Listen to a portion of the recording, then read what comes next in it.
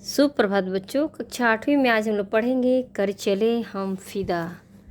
कविता जो कैफी आज़मी द्वारा रचित कविता है। इस कविता को पढ़ने के पहले हम कैफी आज़मी साहब के बारे में जानेंगे कि वे कौन थे, उनकी प्रमुख रचनाएं कौन कौन सी थी, उनका जन्म और उनकी मृत्यु कब हुई।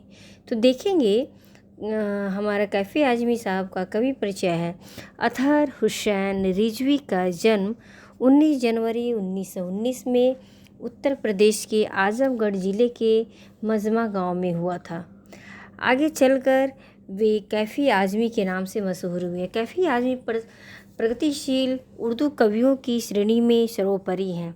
कैफी की कविताओं में विविधता देखने को मिलती है। एक तरफ वे सामाजिक और राजनीतिक जागरूकता का समावेश अपनी कविताओं में करते हैं, तो वहीं दूसरी तरफ हृदय की कोमलता पर भी उनकी कविताओं में विद्यमान है। क्या है दूसरी तरफ? तो हृदय की कोमलता भी उनकी दूसरी तरफ कविताओं में विद्यमान है। कैफी आज़मी ने हिंदी फिल्मों के लिए सैकड़ों गीत भी लिखे हैं। कैफी के 5 काव्य संग्रह झंकार, आखिर शब,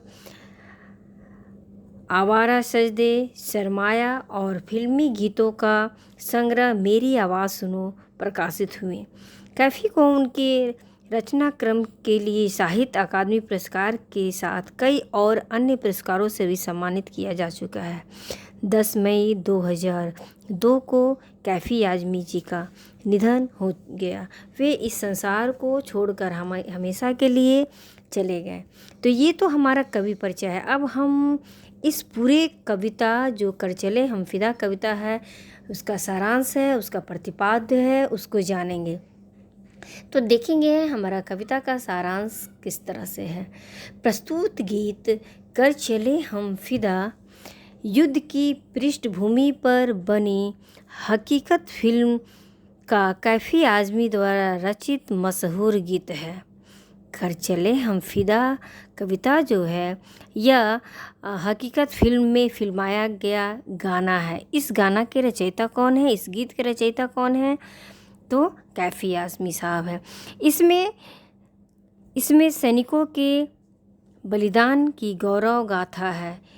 इसका सार जो है वह इस प्रकार से है कि किस तरह से सैनिक अपने अन्य साथियों से कहते हैं कि हम तो अपने देश पर कुर्बान हो गए हैं, अब हम इस देश की रक्षा का दायित्व तुमको देते हैं। हमने आखिरी सांस तक हिमालय का सिर झुकने नहीं दिया। देश के लिए बलिदान होने का अवसर रोज़ रोज़ नहीं आता। यह सौभाग्य की बात है कि आज देश की धरती की रक्षा के लिए शत्रुओं का लहू बहाना है। कुर्बानियों की जो राह हमने बनाई है वो आगे भी बनी रहे, इसके लिए तुम स्वयं को तैयार रखना। आज आर पार की लड़ाई का समय है, तुम बलिदान देने को तैयार रहना। साथियों, तुम अपने खून से धरती पर लकीर खींचकर कह दो कि लकीर के पार कोई भी रावण नहीं आ पाएगा। यदि कोई हाथ तुम्हारे विरुद्ध उठे तो तुम उसे काट डालना, किंतु सीता का दामन मैला ना होने देना। तुम ही देश रूपी सीता के लिए राम हो, तुम ही लक्ष्मण हो। अब यह देश तुम्हारे हवाले है, इसका रक्षा करना तुम्हारा कर्तव्य है। जिन्हें अपनी देशभक्ति पे गर्व है, इसी के साथ उन्हें अपने देशवासियों से कुछ उपेक्षाएं भी हैं। कवि को जिनसे उन्हें अपेक्षाएं हैं, ये देशवासी कोई और नहीं, हम और आप ही हैं।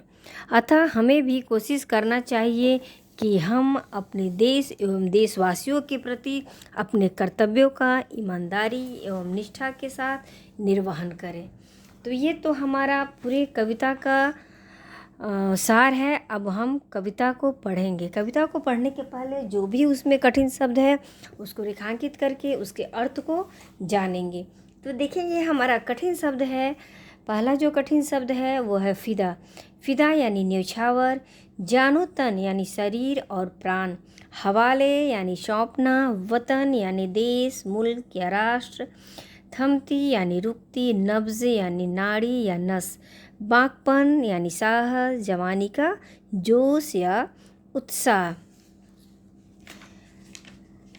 जहाँ तक हम कठिन शब्द को रेखांकित किए हैं, आज वहीं तक कविता को पढ़ेंगे तो देखेंगे हमारा कविता क्या है। इस कविता के माध्यम से कवि जो कैफ़ी आज़मी है वे हमें क्या संदेश देना चाहते हैं। कविता है हमारा, कर चले हम फिदा जानो तन साथियों, अब तुम्हारे हवाले वतन साथियों। कवि कैफ़ी आज़मी साहब कहते हैं कि हम कहते हैं साथियों को, सैनिक साथियों को संबोधित करते हुए जो देशभक्त है वे कहते हैं कि मैं तो अपने जान न्यौछावर कर रहा हूँ, मैंने अपना कुर्बानी देने को तैयार हो चुका हूँ, मैं अपना कुर्बानी देने के लिए तैयार हूँ। अब देश की रक्षा तुम्हारे हवाले है, तुम्हारे हाथ में है। मैं अपनी जान को इस देश पर के हवाले कर रहा हूँ। अब देश की रक्षा, देश का बागडोर जो है वह तुम्हारे हाथ में है।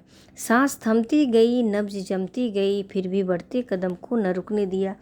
कवि कहते हैं जो देशभक्त हैं, जो युद्ध होते समय जिनकी सांस थम रही है, उनकी नब्ज हिमालय के ठंडापन के कारण, ठंडी होने के कारण, हिमालय के बर्फीली जगह पर ठंडापन के कारण उनकी नब्ज जमती जा रही है, फिर भी बढ़ते कदम को न रुकने दिया। कहते हैं कि जो सैनिक हैं वे कह रहे हैं कि हमने तो अब मेरी सांस थम गई है, नब्ज जमते जा रही है, फिर भी हमने अपने कदम को रुकने नहीं दिया।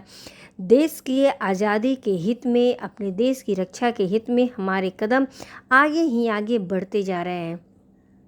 कट गए सर हमारे तो कुछ गम नहीं, सर हिमालय का हमने न झुकने दिया। कहते हैं साथी सैनिक कहते हैं कि हमारे सर कट जाएं इसका हमें कोई गम नहीं है, लेकिन हिमालय का जो हमारे देश का मुकुट हिमालय है, उस हिमालय के सर को झुकने नहीं देना है। उस हिमालय के सिर को हमने झुकने नहीं दिया। हमारा सर कट गए इसका हमें कोई भी अफसोस या परवाह या गम नहीं है।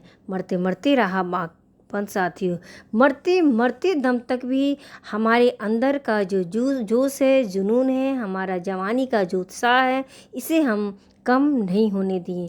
अब तुम्हारे हवाले वतन साथियों, अब इस देश पर अपनी जान को न्यौछावर करके कुर्बानी होते हुए मैं जा रहा हूँ। अब इस देश का बागडोर साथियों तुम्हारे हाथों में है। अब किस तरह से इस देश का रक्षा करना है, अपने मुल्क को दुश्मनों, रावण रूपी दुश्मन से बचाना है, रक्षा करना है। अब ये तुम्हारे हाथ में है, इस देश को संभालना। अर्थात सैनिक के माध्यम से कवि कहना चाहते हैं कि युद्ध भूमि में सैनिक देश की रक्षा करते हुए अपने प्राणों को न्यौछावर करते समय अन्य साथियों से कहते हैं कि हम तो देश की रक्षा के लिए अपना शरीर और प्राण न्यौछावर करके इस दुनिया से जा रहे हैं। अब यह देश तुम्हारे हवाले है, तुम ही इसकी रक्षा करना। हमारी सांसें अब रुकने लगी हैं, ठंड के कारण नाड़ी भी जमने लगी हैं, फिर भी हमने अपने कदमों को आगे बढ़ने से नहीं रोका है। शत्रु से लड़ते लड़ते सिर कट जाने पर भी जरा भी दुख और अफसोस नहीं है, बल्कि हमें इस बात पर गर्व है कि हमने हिमालय पर्वत के सिर को कभी भी झुकने नहीं दिया। हिमालय अर्थात देश के मान सम्मान को ठेस नहीं लगने दी। मरते समय भी हमारे मन में बलिदान और संघर्ष का जोश बना रहा। अंतिम समय तक भी हमने हिम्मत और साहस से शत्रुओं का सामना किया। अब इस देश की रक्षा का भार तुम्हें सौंप रहे हैं, अर्थात देश की बागडोर तुम्हारे हाथ में है, अतः इसकी रक्षा करना तुम्हारा कर्तव्य है। इसमें देखेंगे जो हमारा ऊपर पंक्ति में है, जो मरते मरते में यहाँ पुनरुक्ति प्रकाश अलंकार है। और अगर कविता का काव्य सौंदर्य देखेंगे तो कवि ने देश हित के लिए बलिदान की भावना को महत्व देने का वर्णन किया है। काव्यांश में उर्दू शब्दावली का प्रयोग कविता के सौंदर्य में वृद्धि करने के लिए किया गया है। भाषा भावानुकूल है तथा भाव विभक्ति में पूरी तरह सक्षम है। मरते मरते में जैसा कि मैं बताई पुनरुक्ति प्रकाश अलंकार है, वीर रस का प्रतिपादन किया गया है। भाषा में गीतात्मकता और लयात्मकता का पुट है। इसके साथ ही हमारा यह कविता आज पहले पार्ट में यही समाप्त होता है। शेष अंश को हम दूसरे पार्ट में पढ़ेंगे।